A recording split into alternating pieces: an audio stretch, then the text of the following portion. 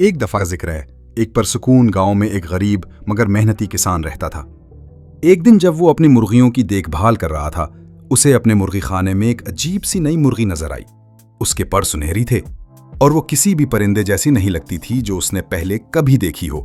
تجسس اور امید کے ساتھ کسان نے اس مرغی کا خاص خیال رکھنا شروع کیا۔ اگلی صبح حیرت انگیز طور پر اس مرغی نے ایک انڈا دیا، ایک سنہرا انڈا۔ کسان فوراً وہ انڈا لے کر بازار گیا اور اسے بہت زیادہ رقم میں فروخت کر دیا۔ اس کا خاندان خوشی سے جھوم اٹھا۔ ہر دن وہ مرغی ایک سنہرا انڈا دیتی۔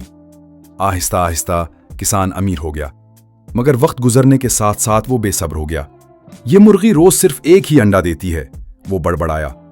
اگر میں اسے کاٹ ڈالوں تو شاید سارے انڈے ایک ساتھ حاصل ہو جائیں۔ لالچی کسان نے چھری اٹھائی اور مرغی کو ذبح کر دیا، مگر افسوس کی بات یہ تھی کہ مرغی کے اندر کوئی سونے کا انڈا نہ تھا، صرف ایک عام مرغی کا جسم تھا۔ اس نے خود ہی اپنی خوش نصیبی کو ختم کر دیا تھا۔ اس دن کے بعد کسان دوبارہ غربت میں چلا گیا۔